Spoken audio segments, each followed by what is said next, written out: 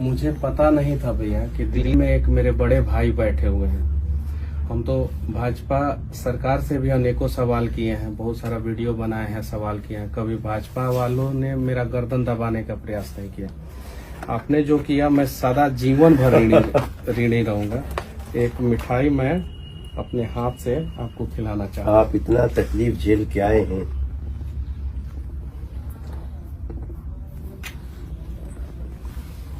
हम आपके संघर्ष को सैल्यूट करते हैं और आपकी निष्ठा को, बिहार के प्रति आपके भाव को, और हम हमेशा आपके साथ हैं। देखिए, बीजेपी कभी भी मीडिया की स्वतंत्रता, निष्पक्षता को चैलेंज नहीं करती। तो मेरा 5000 वीडियो है जिसमें 4000 बीजेपी शासित प्रदेश में घूम घूम के है। यूट्यूब पे सारा साक्ष्य है, प्रमाण है, कोई भी जाके देख सकता है। यूपी में, लेकिन आपकी बातों में दम है, आपकी दलील में दम है, उससे हमको सीखने की आवश्यकता है। अगर कोई आदमी, हमारे प्रधानमंत्री जी क्या कहते हैं, आप आवाज उठाइए, हम उसको उसके तथ्यों के अनुसार हम उसको एक्सेप्ट करने को तैयार हैं, सोल्व करने को तैयार हैं। तो हम तो, लेकिन जिन लोगों ने, जिनको गलत ही करना है, उनको आपकी बात बुरी लगी, कोई फर्क नहीं पड़ता। मैं आपको जो है अपने घर पे बुलाना चाहता हूँ। मैं आ रहा हूँ, मैं आऊंगा। घर दिखाना चाहता हूँ जिस घर का मेरा घर का कुर्की हुआ। अच्छा, जो कुर्की हुआ था, कुर्की हुआ 9 महीना बाद जो है एनएस से मेरे ऊपर से हटा दिया गया। मेरा तो 9 महीना बर्बाद हो गया। कोर्ट ने कह दिया कि नहीं, एनएस से इनके ऊपर जो है गलत तरीके से लगाया गया। अगर एनएस से नहीं लगा होता तो मेरा 9 महीना बचता। मेरा इज्जत जो है वो उसका मतलब कि ये किया गया। जिस घर को मेरे दादाजी ने बनवाया था, जो चीन के युद्ध में लड़े हैं, मैं वो जमीन दिखाऊंगा जो भारत सरकार ने चीन के युद्ध में लड़ने के दौरान मेरे दादाजी को 4 बीघा जमीन दिया था। अच्छा। वो जमीन भी दिखाऊंगा। मेरे घर से वो जमीन 3 किलोमीटर की दूरी पे है और वो मेरा पूरा क्षेत्र जानता है कि रामसागर तिवारी को जो है ये जमीन जो है भारत सरकार 4 बीघा चीन के युद्ध में लड़ने के दौरान दिया था। पूरा क्षेत्र जानता है। दादाजी का नाम था? हाँ, रामसागर तिवारी मेरे दादाजी का नाम अच्छा। था। और उनके द्वारा बनाया हुआ घर का कुर्की हुआ। अगर मैं बनाया होता या मेरे पिताजी बनाए होते, उस घर का कुर्की होता। उसकी भी कुर्की हुई? उनके द्वारा बनाया हुआ घर का कुर्की हुआ। कुर्की में जो है मेरा चापाकल उखाड़ा गया, परेशान किया गया। अपराधी का कुर्की होता नहीं है, एक पत्रकार के घर का कुर्की इन लोगों ने कराया।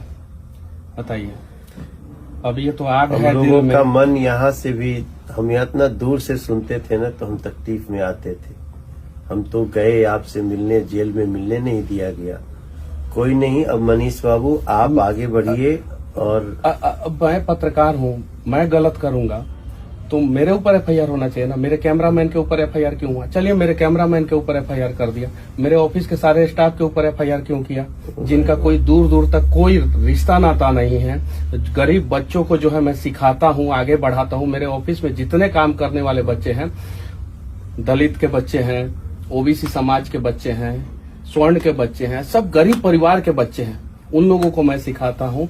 और मनीष कश्यप गलत किया था। अगर मान लीजिए कि किसी भी चैनल का कोई रिपोर्टर से किसी कारणवश गलती हो जाता, अगर मैं अपनी गलती को मानता भी हूँ सरकार के नजर के हिसाब से, तो क्या सारा कंपनी के स्टाफ के ऊपर एफआईआर कर दिया जाएगा? मेरे सारे स्टाफ के ऊपर एफआईआर किया गया और मेरे खिलाफ सबूत भी प्रशासन सरकार के दबाव में पेश करने का प्रयास करेगा, लेकिन कुछ नहीं इन लोगों को मिलेगा। मैं 4 जनवरी को आपके गांव आता हूँ।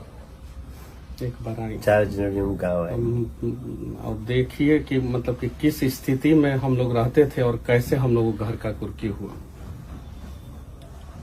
ठीक है, कोई बात नहीं। अब ऐसी दमनकारी जो सोच है जिनकी, उसको कुचलना आवश्यक है। आगे जो है, आप जैसे लोगों को कोई इस तरह से फंसा करके, जो भी हो, आपको किसी जिन जिन जगहों पे अपने संस्मरण बताइए और उसको, जिन्होंने जो किया है उसको सजा मिलनी चाहिए। ये लोकतंत्र है भैया। दमन करने वालों को सजा नहीं मिलेगी तो हम जवाब क्या देंगे किसी को? 15 केस में बेल लिया मैं। 15 केस में? 15 केस में 11 केस जो है एक बार में किया गया मेरे ऊपर, 6 तमिलनाडु में, 4 बिहार में और 1 NSA, 11 केस एक बार में, एक वीडियो की वजह से। और वो वीडियो मैंने नहीं बनाया था, जिस आदमी ने बनाया था उससे दूर दूर तक मेरा कोई संबंध नहीं, ना कॉल डिटेल्स, ना कुछ मैच नहीं किया।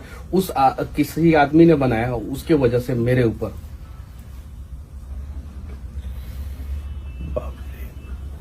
नहीं, हम लोग तो मैं तो थोड़ा सा जब घटनाएं घटती तो मैं सोशल मीडिया भी खंगालता था। देश का युवा, ऐसे सब सच्चे लोग आपके साथ हैं, साथ थे, साथ हैं और साथ रहेंगे।